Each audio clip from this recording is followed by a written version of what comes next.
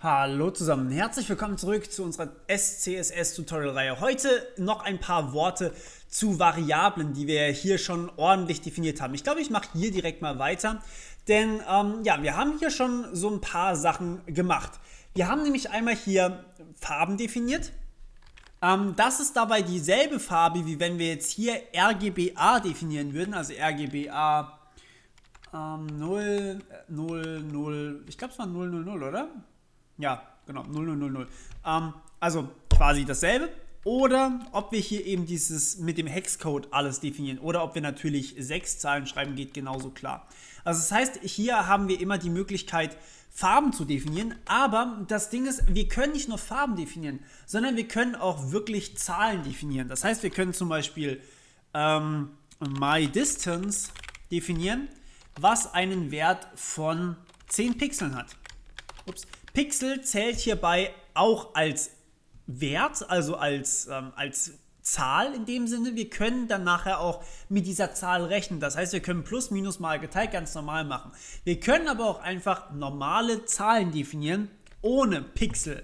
Das heißt, wir können zum Beispiel auch 5 sagen oder sowas. Das geht genauso. Das brauchen wir nachher, wenn wir damit rechnen wollen. Okay. So, wir können allerdings noch viel mehr definieren. Jetzt nenne ich das Ding hier einfach nur mal meine Variable, weil ich damit euch ganz kurz zeigen möchte, was es für Variablentypen gibt. Es gibt auch Strings. Strings sind Zeichenketten.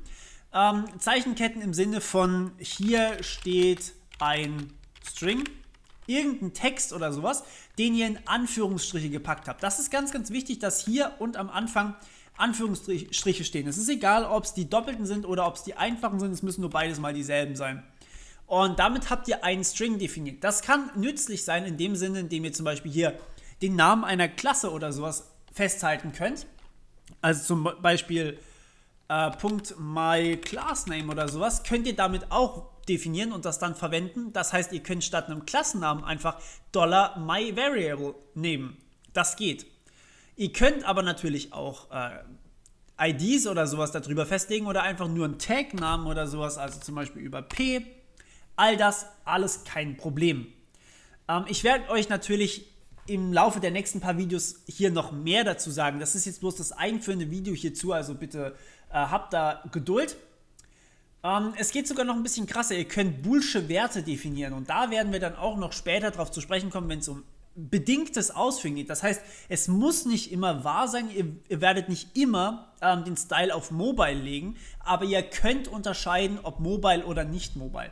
Das heißt, ihr könnt zum Beispiel True und False definieren. Das sind die beiden boolschen Werte. True bedeutet wahr, also ja, es ist Mobile zum Beispiel oder es ist einfach wahr und False ist halt genau das Gegenteil, also nein, es ist nicht wahr. Und damit können wir nachher Vergleiche machen. Die werden wir noch brauchen. Die werden wir alle noch brauchen. Ich zeige es euch jetzt nur gerade so mal, damit ihr einen groben Rundown habt. Am besten macht ihr euch da mal Notizen dazu. Das ist jetzt sehr abstrakt, ich weiß, aber wir werden in den nächsten paar Videos zahlreiche Anwendungen dafür finden. Und was wir hier auch schon tatsächlich drin haben, ist eine Liste an Werten. Das heißt, wir haben hier eben Roboto, Sans Serif. Und da kann man natürlich noch beliebig die Liste fortsetzen. Das heißt, ich kann hier noch, keine Ahnung, Areal vorne dran schreiben, Areal, Sans Serif und so weiter und so fort. Also da können beliebig viele Werte drinstehen. Die Liste hat jetzt nicht irgendwie nur 3 Werte, sondern kann so lang sein, wie ihr wollt. Ihr müsst auch nicht eine Liste aus Schriftarten machen, sondern ihr könnt auch eine Liste aus normalen Strings machen. Also zum Beispiel Green. Achtung, und das ist jetzt ein anderes Green wie das hier oben. Das ist die Farbe Blau, also wenn ich jetzt, gut, wir nehmen Blau. Das ist jetzt die Farbe Blau hier, während das hier, ihr seht hier vorne, das ist keine Farbe in dem Sinne, sondern es ist einfach nur der String Blau, also eine Zeichenkette. Die hat nicht wirklich eine Bedeutung, das ist einfach nur die Zeichenkette Blau. Dann mache ich hier mal ein Blau und dann können wir hier noch ein Grün reinschreiben und dann noch 5. 5.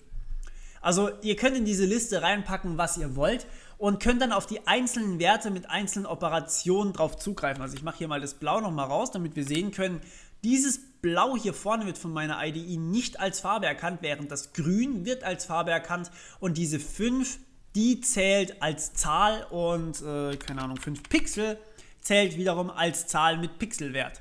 Und dann können wir hier eben auch noch, ach ja, das reicht erstmal. Genau, also so könnt ihr dann hierüber sehr, sehr viele Variablen sozusagen in einer definieren. MyVariable enthält jetzt alle 4 Werte, also sowohl diesen String hier, als auch diese Farbe, als auch diese beiden Zahlenwerte hier. Mag jetzt ein bisschen komplex wirken, werden wir aber trotzdem noch verwenden.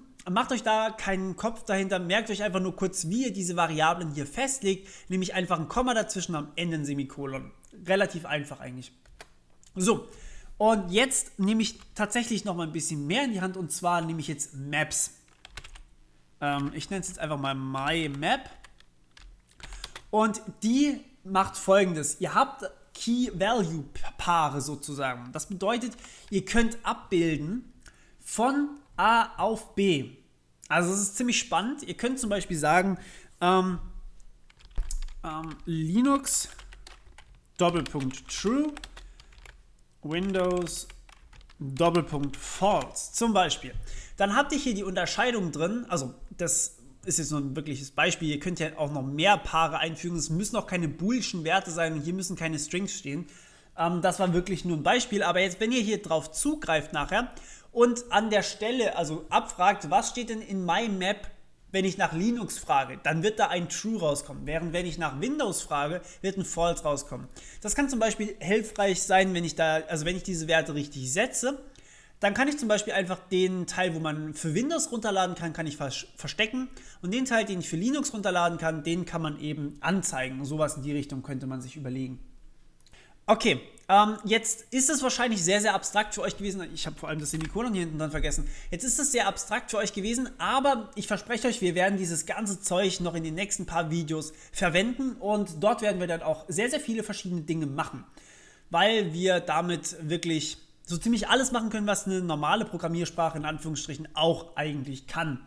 Und am Ende kommt halt CSS bei raus. Ziemlich spannend und ja, ich hoffe, euch gefällt soweit. Wir hören uns beim nächsten Mal wieder. Bis dann. Ciao.